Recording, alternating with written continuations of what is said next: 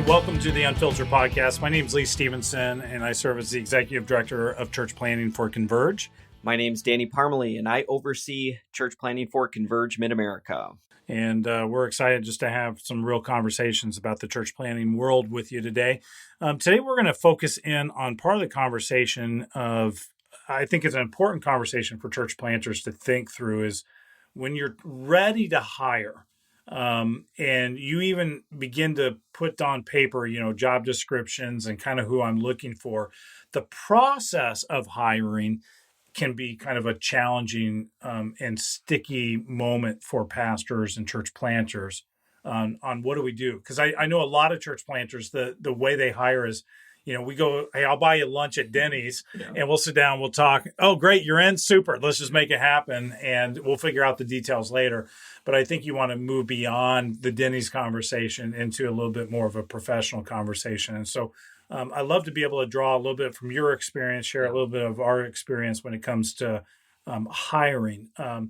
I'm sure when you think through your first hire, Danny, that you made as a church planter to the last hire you've made, your process was probably completely different. You've learned some things. Hopefully you learned some things along the way.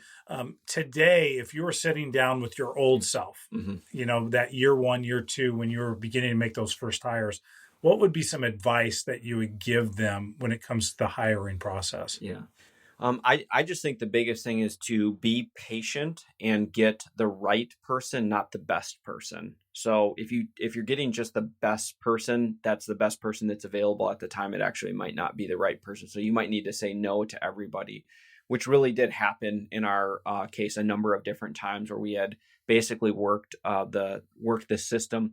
And actually I was thankful that even with our first hire, I was being coached by the executive pastor of the chapel. And so my coach, Rick Egbert, really did give us a system and process that I'm thankful for, that we really did use, really even till we used essentially the same process. Maybe it was a little bit different as we were a different size church and there was different voices speaking into it.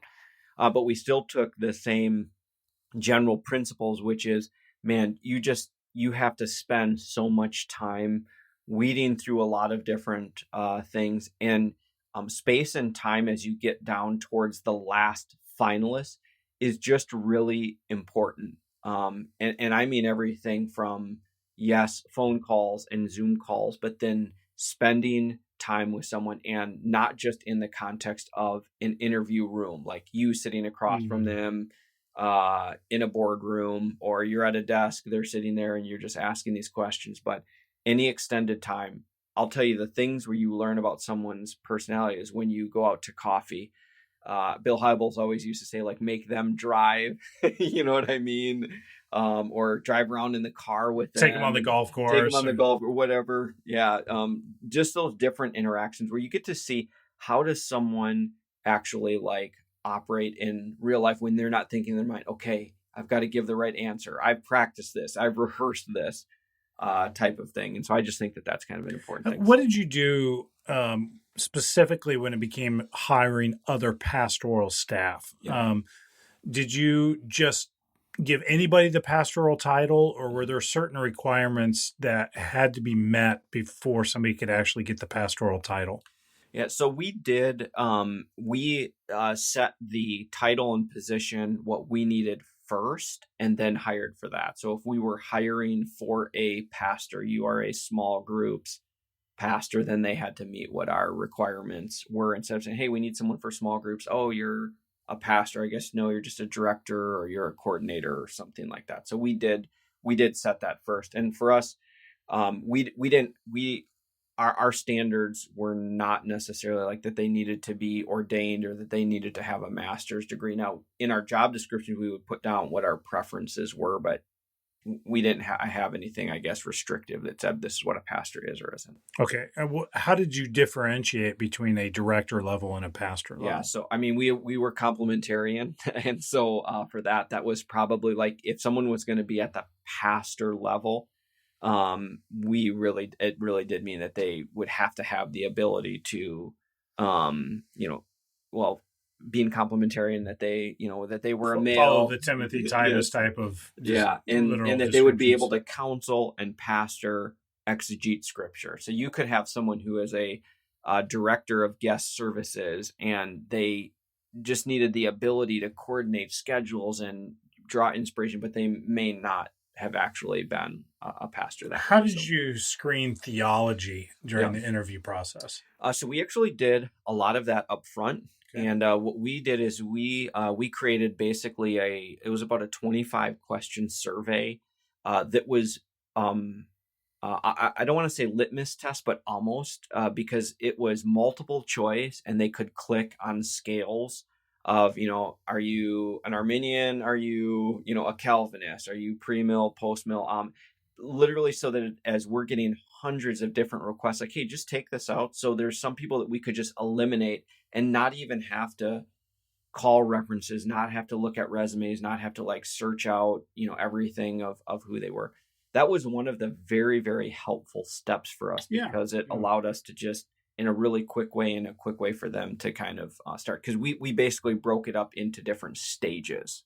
That's what we did. Oh, okay. So walk me through the stages that you had. And first of all, when we would do a posting, yes, we would use churchstaffing.com. And if you ever use that before, you get 350 resumes of anybody and everybody. 349 that you don't want. Yeah. But we still would, post it there. We would do social media as well too. But honestly, the most important thing that we did is that myself and other pastors and staff would individually tap their network and say, we are hiring for this. Mm-hmm. Do you know of anybody? It could be old friends. It could be people within your church. It could be old staff members. Your network and the personal kind of recommendation of someone goes so far. So we would put that out. And then as we got any sort of inquiry, we would then send what we would call our theology and philosophy of ministry, because it didn't just have theology on there. It was like, hey, do you want to be part of a big church? Not, the philosophical pieces are just as important. We had, and I tried, we had fun with it. So it was, what type of worship style? Is it, khakis in this? Is it electric guitars in this? And just kind of, because that's who we were as well too. We thought, you have to have a little bit of kind of a jokey edge. And so we threw a couple other funny questions in there. Like, would you rather go to I think we put, a Packer game, a Bucks game, Summerfest, or, stay at home. Oktoberfest. Stay at home and pray for all the, heathens out there, whatever, just little funny stuff like that. So after that stage, we would narrow down to 5 or 6 that we would do phone conversations, which now obviously to be able to do them with Zoom, I would, or any sort of video conferencing adds an extra element to it that way. And then as we narrowed it down to 3, then we would bring them in for, and this of course is the pastoral, these are the higher level types of jobs, where they would spend the weekend. And that was really important because it also gave them an opportunity to experience us and not just come in on a Wednesday afternoon type of thing. And we did 3 different interview groups. So we did the whole character and competency and culture type of thing. And all of our questions were pre-written, and each of the groups would be interviewing at different times. And then all of us would get together at the end to be able to discuss that. And on those teams, I would be on one, there would be elders. That's and, great. That, and then there would be lay people as well too. And so we were getting kind of this cross section, but with these 3 different groups of people, you really did see things that just kind of bubbled to the surface. And even if there would be robust discussion, there would definitely really be this unanimity, towards this is a qualified person. I think we should hire him, or and they fit the culture here. And yeah. So I always did one-on-one coffee with them and their spouse. If their spouse was brought in, so had that time. And then I always did an interview, their exit interview of the weekend or whatever. Okay. And just to kind of get their feedback, things that they noticed, I gave them the opportunity to say, hey, is there anything that you said that then you went home last night, you're like, oh, I never should have said that, or I wish I would have said this, or I wish I would have explained. Just gives them. And the other big question that I ask every time is, this is your opportunity. Do you have any skeletons in the closet? And the reason I ask this question is because this gives you the opportunity to share it right now. It doesn't mean it's going to have you off the list, but then later I can say, yes, I hired this person knowing this part of their past. Yes, they had a DUI in college and whatever. I knew about it. I felt that there was restoration, there was repentance. Yeah. This is now over. So now is your opportunity. Tell me what's in your past, that if anything down the road would happen. And that was just that proved to be a really helpful time. So. That's great. That's great. And if they said anything, I never hired them. No, I'm just kidding. No, I think that's some good advice and good pieces there that a lot of our listeners can benefit from. How about you? Did you have kind of a set process? Similar, yeah, set process. I didn't always like to go outside when it came to hiring. I'd like to focus more on the internal side of hiring if possible, just because they are already immersed into our culture. Yep. But if it's a certain area of the ministry where I felt like, they need to focus and they need to change the culture in that given area, then I probably look to hire from outside. You need to have a real formalized process to screen, I think, all of the things that you just talked about when it came to theology, what questions are important to us. And I don't think you want to keep it black and white. Like you want to leave a little area where they have to interpret something and they're trying to come up with what they think you want to hear. Yes. And that gives you insight into how they process stuff. Philosophy of ministry is huge. And this is why I encourage church planners early on, like you need to know your philosophy of ministry. You need to know who you are culturally and write those things down, because then you won't compromise them, specifically when it comes to hiring or placing leaders into positions. Yeah. And so we actually had a document, we called it our philosophical bent. And honestly, what it was these hot buttons. It was like, don't come in with a separate agenda different than these things. But we would just give them a blank sheet of those things. And they'd be everything from our position on debt to church buildings to homeschooling versus public schooling, and basically say, hey, what do you think on this? Mm-hmm. And then that gave us great insight to be able to look at how we defined it based on how they defined it, and instantly go, oh, I'm not even going to have another conversation with this person. This is a joke, or there's some potential here. Let's dive into it a little bit more. And then, ultimately, any hiring, there's a roll of the dice. Mm-hmm.